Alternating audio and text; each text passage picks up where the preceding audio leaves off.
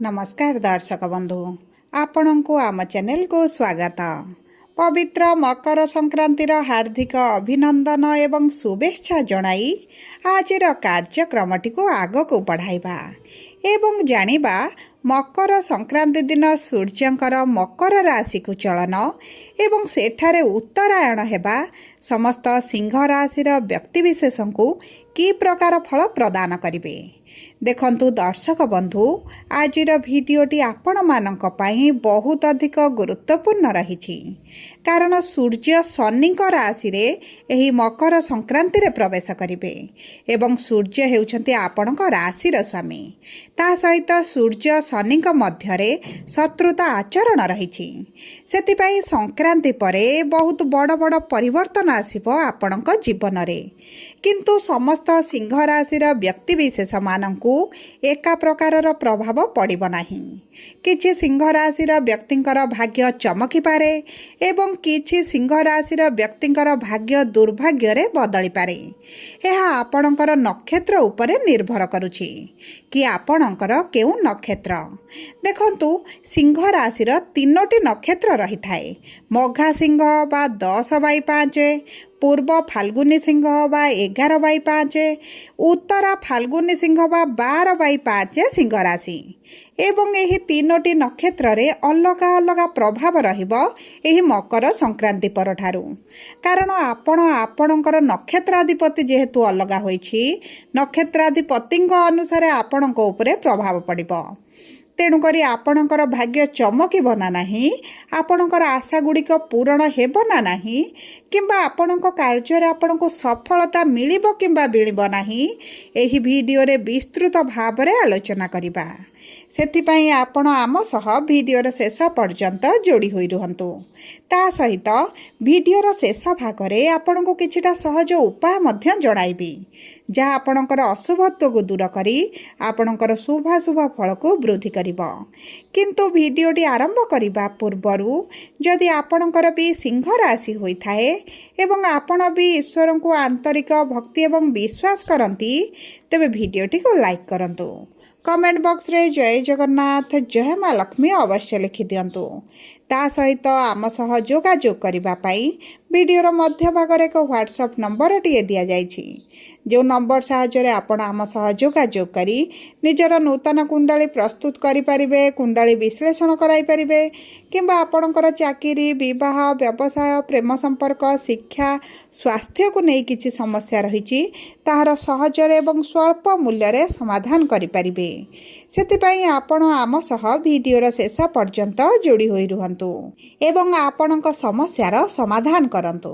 एबे आसंतु कार्यक्रमटी को आग को बढ़ाइबा एवं जानिबा मकर संक्रांति परठारु आपणक राशि रे आपणक रसाधिपतिंकर चलन परठारु किभଳି परिवर्तन आसिबो देखंतु पूर्वर आपणकर स्वास्थ्य समस्या रहुथिला कारण आपणकर शनिकर अढ़ई आरंभ हो जाइछि आर्थिक समस्या बढ़ी जाइछि आपण ऋण आनिथिले किंतु ऋणटी को सुझिबा पई सक्षम हेई पारुनांती आपणकर अजथा खर्च गुड़ाए बढ़ुछि एवं देखंतु ऋणर भार बढ़िबा कारणरू परिवार रे खुशीर वातावरण नाही आपण मानसिक स्तर रे दुश्चिंतार अछंती आपणकर जदि विद्यार्थी अछंती तेबे मध्य शिक्षा क्षेत्र रे आपणकर समस्या देखा जाउछि समाज रे मान सम्मान मध्य हानि घटुछि एवं बहुत गुड़े सिंह राशि व्यक्तिविशेषकर चाकरी चली जाइछि एवं किछि व्यक्ति मानकर चाकरी अस्थिर भाव में रही चाकरी रे समस्या रही देखंतु आपणक प्रेम जीवन हेउ किंबा दाम्पत्य जीवन हेउ आपणकर छोट छोट कथा को नहीं कलह समस्या लागी रहुछि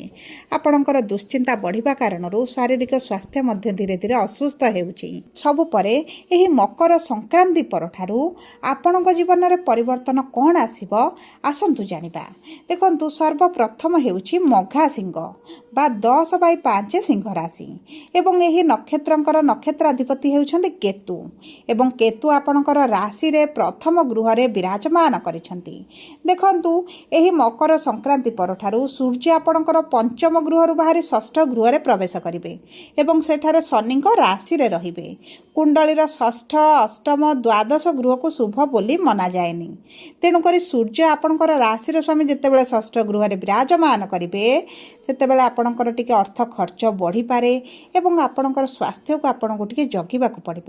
ଥଣ୍ଡା ଜ୍ୱର ଖାସ ସର୍ଦ୍ଦି ମଧ୍ୟ ବାହାରିପାରେ କିମ୍ବା ଆପଣଙ୍କର ପୂର୍ବରୁ ଯଦି କିଛି ସ୍ୱାସ୍ଥ୍ୟ ସମସ୍ୟା ଥିଲା ତାହା ମଧ୍ୟ ପୁନର୍ବାର ଦେଖାଦେଇପାରେ। ସେଥିପ୍ରତି ଆପଣଙ୍କୁ ଟିକେ ସଚେତନ ରହିବାକୁ ପଡ଼ିବ।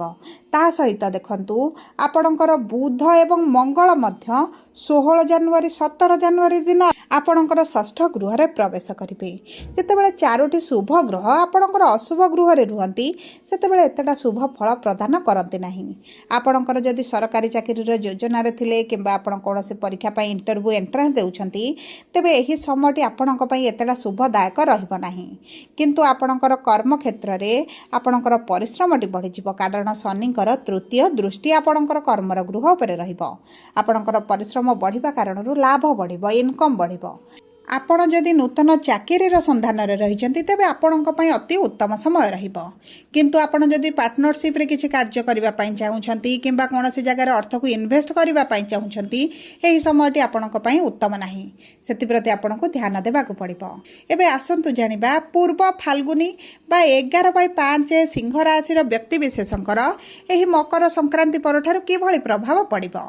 ଦେଖନ୍ତୁ ଆପଣଙ୍କର ନକ୍ଷତ୍ରର ସ୍ୱାମୀ ହେଉଛନ୍ତି ଶୁକ୍ର ଏବଂ ଶୁକ୍ର ଆପଣଙ୍କର ଷଷ୍ଠ ଗୃହରେ ବିରାଜମାନ ହୋଇଛନ୍ତି, ଯେଉଁ ଗୃହକୁ ସୂର୍ଯ୍ୟ ଆପଣଙ୍କର ଗୋଚର କରିବେ ଏବଂ ସେଠାରେ ସୂର୍ଯ୍ୟ ଶୁକ୍ରଙ୍କର ରାଜଯୋଗ ସୃଷ୍ଟି ହେଉଛି, ଯେଉଁ କାରଣରୁ ଆପଣଙ୍କର ଯଦି କରଜ କିଛି ବଢ଼ିଯାଇଥିଲା ତାହା ଆପଣଙ୍କର ପୈଠ କରିପାରନ୍ତି।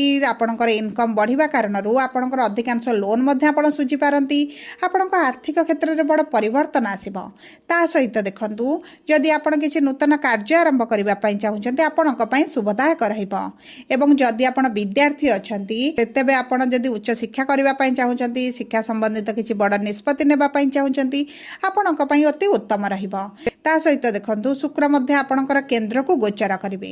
ଏହି ସମୟଟି ଆପଣଙ୍କ ପାଇଁ ଅତି ଉତ୍ତମ ସମୟ ରହିବ। ଯଦି ଆପଣ ବିବାହର ଯୋଜନାରେ ରହିଛନ୍ତି, ବିବାହ ପାଇଁ ପ୍ଲାନିଂ କରୁଛନ୍ତି ତେବେ ଆପଣଙ୍କ ପାଇଁ ଶୁଭଦାୟକ ରହିବ ଏବଂ ତା ସହିତ ଯଦି ଆପଣ ସନ୍ତାନ ପାଇଁ ଚେଷ୍ଟା କରୁଛନ୍ତି, ସନ୍ତାନର ଅପେକ୍ଷାରେ ରହିଛନ୍ତି ତେବେ ଆପଣଙ୍କର ସନ୍ତାନ ପ୍ରାପ୍ତି ହୋଇପାରେ। ଯଦି ସନ୍ତାନଙ୍କ ସହିତ ମନମାଳିନ ମତଭେଦ ଚାଲିଥିଲା, ସନ୍ତାନଙ୍କ କ୍ୟାରିୟରକୁ ନେଇ, ବିବାହକୁ ନେଇ, ସ୍ୱାସ୍ଥ୍ୟକୁ ନେଇ ଚିନ୍ତିତ ଥିଲେ ସେଥିରେ ମଧ୍ୟ ଆପଣଙ୍କର ବଡ଼ ପରିବର୍ତ୍ତନ ଆସିବ। କିନ୍ତୁ ଆପଣଙ୍କର କେତୁ ଯେହେତୁ ପ୍ରଥମ ଗୃହରେ ରହିଛନ୍ତି, ସପ୍ତମ ଗୃହରେ ରାହୁ ରହିଛନ୍ତି, ଆପଣଙ୍କର ମାନସିକ ସ୍ୱାସ୍ଥ୍ୟକୁ ବହୁତ ଅଧିକ ଜଗିବାକୁ ପଡ଼ିବ। ଅଯଥା କଥାକୁ ନେଇ ଚିନ୍ତିତ କୁହନ୍ତୁ ନାହିଁ। ଏବେ ଆସନ୍ତୁ ଜାଣିବା କିପରି ରହିବ ଆପଣଙ୍କର ଉତ୍ତର ଫାଲ୍ଗୁନି ନକ୍ଷତ୍ର 12/5 ସିଂହ ରାଶିର ବ୍ୟକ୍ତିବିଶେଷଙ୍କର ଏହି ମକର ସଂକ୍ରାନ୍ତି ପରଠାରୁ। ଦେଖନ୍ତୁ ଆପଣଙ୍କର ନକ୍ଷତ୍ରାଧିପତି ହେଉଛନ୍ତି ସୂର୍ଯ୍ୟ ଏବଂ ଆପଣଙ୍କ ରାଶିର ସ୍ୱାମୀ ମଧ୍ୟ ହେଉଛନ୍ତି ସୂର୍ଯ୍ୟ। ତେଣୁକରି ଯେଉଁ ବ୍ୟକ୍ତିମାନେ ଉତ୍ତର ଫାଲ୍ଗୁନି ନକ୍ଷତ୍ରରେ ଜନ୍ମଗ୍ରହଣ କରିଛନ୍ତି ସେମାନଙ୍କ ପାଇଁ ବହୁତ ଭଲ ସମୟ ରହିଛି ଏବଂ ବହୁତ ଭଲ ଯୋଗରେ ମଧ୍ୟ ଜନ୍ମଗ୍ରହଣ କରିଛନ୍ତି। ଦେଖନ୍ତୁ ଯେତେବେଳେ ରାଶ୍ୟାଧିପତି ଏବଂ ନକ୍ଷତ୍ରାଧିପତି 1 ହୋଇଥାନ୍ତି ସେତେବେଳେ ଆପଣଙ୍କୁ ଦ୍ୱିଗୁଣିତ ଶୁଭ ଫଳ ପ୍ରାପ୍ତି ହୋଇଥାଏ। ଯଦି ଆମେ ଦେଖିବା ଏହି ମକର ସଂକ୍ରାନ୍ତି ପରଠାରୁ ତେବେ ଆପଣଙ୍କ ପାଇଁ ଅତି ଉତ୍ତମ ରହିବ। ଆପଣ ଯଦି କିଛି କ୍ରୟ କରିବା ପାଇଁ ଚାହୁଁଛନ୍ତି ଯାନବାହନ ଜାଗା ତେବେ ଆପଣଙ୍କୁ ସେଥିରେ ଶୁଭ ଫଳ ପ୍ରାପ୍ତି ହେବ। ତା ସହିତ ଯଦି ଆପଣ କିଛି ନୂତନ କାର୍ଯ୍ୟ ଆରମ୍ଭ କରିବେ ସେଥିରେ ମଧ୍ୟ ଶୁଭ ଫଳ ପ୍ରାପ୍ତି କରିବେ। ଆପଣ ଚାଲାକ ଚତୁର ବୁଦ୍ଧିମାନ ହେବା ସହିତ ଆପଣଙ୍କର ବ୍ୟବସାୟକୁ କିଭଳି ଆଗକୁ ବଢ଼ାଇବେ ସେଥିପ୍ରତି ଆପଣ କାର୍ଯ୍ୟ କରିବେ ଏବଂ ଆପଣ ଯଦି କିଛି ଚାକିରି ପାଇଁ ଆପ୍ଲାଏ କରୁଛନ୍ତି, କିଛି ପରୀକ୍ଷା ଦେଉଛନ୍ତି ଆପଣଙ୍କୁ ସେଥିରେ ଶୁଭ ଫଳ ପ୍ରାପ୍ତି ହେବ। ଆପଣ କିଛି ସାଇଟ୍ରେ ବ୍ୟବସାୟ ଆରମ୍ଭ କରିପାରନ୍ତି, କିଛି ଏକ୍ସଟ୍ରା ଇନକମ୍ ମଧ୍ୟ କରିପାରନ୍ତି।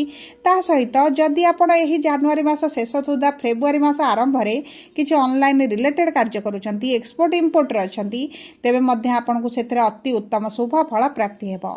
ଏବେ ଆସନ୍ତୁ ଜାଣିବା ଅଶୁଭତ୍ୱକୁ ଦୂର କରି ଶୁଭାଶୁଭ ଫଳକୁ ଦ୍ୱିଗୁଣିତ କରିବା ପାଇଁ କ'ଣ ରହିଛି ସହଜ ପ୍ରତିକାର। ଆପଣ ପ୍ରତିଦିନ ଗାୟତ୍ରୀ ମନ୍ତ୍ର 5 ଥର ପାଠ କରନ୍ତୁ ଏବଂ ସ୍ନାନ ଜଳରେ କିଛିଟା ଗଙ୍ଗା ଜଳ ମିଶାଇ ସ୍ନାନ କରନ୍ତୁ। ଆପଣଙ୍କ ପାଇଁ ଶୁଭଦାୟକ ରହିବ। ତାହା ସହିତ ଯଦି ଆପଣଙ୍କୁ ତମ୍ବାର ସୂର୍ଯ୍ୟଙ୍କର ପ୍ରତିମା ପ୍ରାପ୍ତ ହେଉଛି ତେବେ ତାହାକୁ ଆପଣ ଗୃହରେ ରଖି ପୂଜା ମଧ୍ୟ କରନ୍ତୁ। ରବିବାରର ବ୍ରତ ରଖନ୍ତୁ। ଯଦି ରବିବାର ଦିନ ଏକାଦଶୀ ପଡ଼ୁଛି ତେବେ ରବିନାରାୟଣ ବ୍ରତ ମଧ୍ୟ ନିଶ୍ଚିତ ଭାବରେ ପାଳନ କରନ୍ତୁ ଏବଂ ରବିବାର ଦିନ ଗାଈକୁ କିଛିଟା ଗୁଡ଼ ଖାଇବା ପାଇଁ ଦିଅନ୍ତୁ। ଆପଣଙ୍କ ପାଇଁ ଶୁଭଦାୟକ ରହିବ। ଯଦି ଆପଣଙ୍କର ସିଂହ ରାଶି ହୋଇଥାଏ ତେବେ ଭିଡ଼ିଓଟି କିଭଳି ଲାଗିଲା କମେଣ୍ଟ ବକ୍ସରେ ଲେଖି ଜଣାନ୍ତୁ।